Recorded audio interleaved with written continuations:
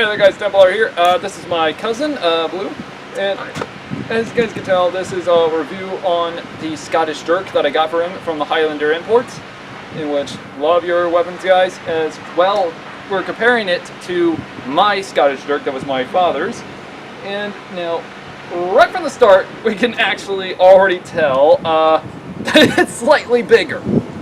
Definitely. But as well, it's also slightly heavier. Now, why don't we unsheath these blades? Now, mine is technically 1045 carbon steel, and his is actually Damascus, in which, let's actually show him. Let me bring it up here. Yeah.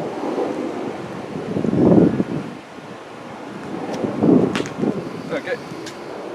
Now, yes, it's pretty cool, and the incredible part about it is that, yes, it has Damascus, it has this, I want to say stainless steel or silver, and including gold design. As well, it even has the Lone Star Texas on it. Which, that's actually the cool part, actually. While my handle is made of bone, or technically antler horn, and including has a little small medallion of an elk. Now, if we take a look at the blades themselves, mine technically has a back blade, his technically does not. Well, technically mine has like a 1/3 of a back blade, and including another incredible part about him is that this one has more of a thrusting design. In other words, because just by the look of it, if I was to technically go up against a guy, say, dressed in padded armor and mail, what I would do is I could stab him, and in the process, it could actually, well, get through him. Because that's actually the cool part. It's more about tapering thrust, meaning like a needle point blade. You can actually easily get in and easily get out, which actually that's the cool part about it. Now, my cousin has actually held this a lot more than I have. Beard now. Now, how does this compare to a regular, like a normal Dirk? Is this much longer? Technically, it is slightly bit longer, actually, because mine design is historically inspired by the same design. And that's the thing. This was made by a blacksmith that passed away a while, 10 years back. My father found it in Helotes. Now, the thing is about these type of blades is normally these are both a cutting and a thrusting type. Now, as well, they do actually have a good cut to it, but as well also a good thrust. Now, as well, during the time of the Scottish Jacobite uprisings, such as in the year of 1745 and 1746, Scotsmen used this as a secondary weapon. In other words, it's like, here's my shield, here's my basketball broadsword, and here I have my dirk while I still have my shield arm. So in other words, my cousin technically has a little bit of a bigger knife than I do. So, Dirk means what? Dagger? Dagger. Is that what it means? Pretty much. This is borderline. This almost seems more of a small sword. A sword, yeah. Yeah, This would be more of a dagger, I think. Because technically, though, a lot of Scots had different designs. Those, well, sometimes this does look like an inspiration version of an earlier Scottish medieval dagger. In which, well, that's kind of what it is. So this is a medieval Scottish dirk. Mine is more of colonial age dirk, because they technically got smaller in the era. Yeah. Which, now, you've actually held this a lot more than I have. And now, what does the grip feel like to you? Because when I take a look at it, it looks like you have a lot of control for it. Yeah, well, I have really big hands, and I don't know anything about swords or dirks or anything, but it fits my hand really good. Feels really good. It's got these little Studded. yeah, little studs. You have a lot of grip. Feels like a lot of control. And as well with this design in the handle. Yeah, Because it doesn't feel like you're gonna slip forward. Exactly. Even if you hit the person, it will not just go on down. Right. My hands are slightly smaller than my cousin's, and yes, he is a little bit taller than me. Trust me, guys, I think he might be of the species of Bigfoot. Now, this is Damascus. What is the original Dirk normally made of? Normally, they would have been made out of iron or sometimes steel, like I have. But sometimes we do actually find in Norse sagas, such as in the coasts of Scotland, that they did have some Damascus steely iron swords, or including what we would call bog iron. Bog iron pretty much being made of, well, from iron from a bog. And in doing so, it pretty much, well, was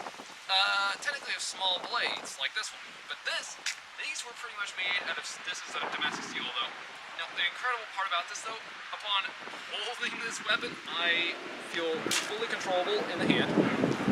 As well, I can easily do a thrust. I can do a cut.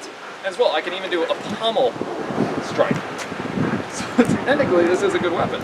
Now, another thing I also noticed is that mine doesn't have a fuller, while his does. Now, if you guys don't understand, fullers are normally most of the time seen on swords. This, however, is a knife. Or technically, yes, it is a knife, because originally these were daggers, but the difference between a dagger and a knife is a dagger has 2 blades, while well, pretty much a knife only has 1. But still, this is supposed to be based on a medieval version. And now this would make it lighter and actually stronger. But my fuller design is slightly weirder. And as you guys can see, there's design of, well, decorated design on the whole back end of the blade. While his has one that's, well, in the middle of the blade, or slightly towards the edge. Now, as well, we also take a look at the scabbards. And as we compare them, this actually would have been more historically accurate to the time that they would have used, because it would have normally never actually looked like this until you reach the colonial age, actually. Which, technically, yeah, mine's colonial age, his medieval age. But, yeah. Yes, that is the, yes, that is the military, ladies and gentlemen. Let me see yours real quick. Sure thing. Hang on, just here. Yeah, mine's way heavier. Yours has a lot of weight down here on the end of the blade. Exactly. And not a whole lot back here. Mine's a little more balanced, I guess, with this. It's because of the both here and here design. As well, mine, the reason it has more of the weight here is because it's more meant for a cutting blow. This is more meant for a thrust. Yeah. Now, one of these back in the day, an original one, would these have been something that somebody might have made, kind of homemade, like with the deer antler? Oh yes, they would actually sometimes use deer antlers, because if they would have hunted them. Now, technically though, if you are a nobleman would actually use a deer antler to prove that he's a noble sometimes. But if you were caught with a deer antler and a peasant, technically you were actually arrested and, or worse, hanged. And it's weird, I know. But the thing is, normally they would have used wooden design. Now, reason being, it was cheaper, and plus it doesn't get you killed for no apparent reason. But yeah, it's really impressive though. But yes. Another also cool part about both the handles, thing is, his handle is more straighter than mine. Since mine's an antler, it curves to the hand. So yeah, that actually makes it so actually easier for me to control for a cut. His, though, more for a thrust, as you guys can tell. But see, it's like, because this is actually like extremely, well, perfect for thrust. And as well, even if I have, say, a Scottish targ, in the process, the Scottish targ's only like around 24 inches. Can you hold this? So technically, the shield would technically reach out about yay long in diameter.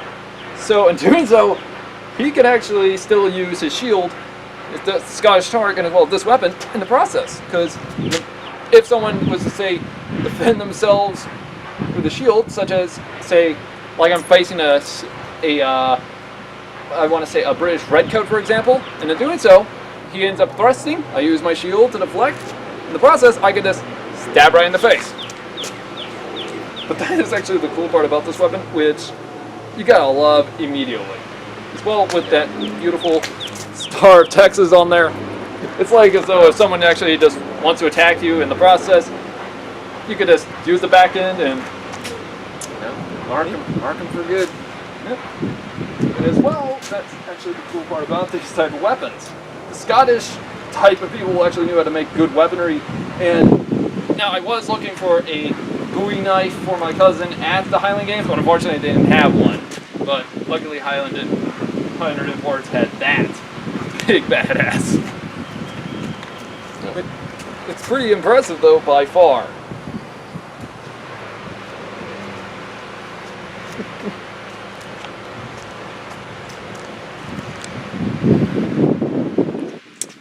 Pretty cool. And guys, if you're probably also wondering why I also have my cousin here, well, technically it's because of the fact that if I die without, like, say, an heir to my videos, then technically he's going to end up taking over of all the reviews in history. So in doing so, he's going to experience a lot more fun, especially probably if I know him, he's probably going to end up shooting his guns at armor. Yeah. I know you would go that far and crazy in the bill. I don't know all the history on these things like you do, so I would have to go to guns or something I know more about. Anyways, guys, this has been Templar, and this has been Blue. Have a nice day.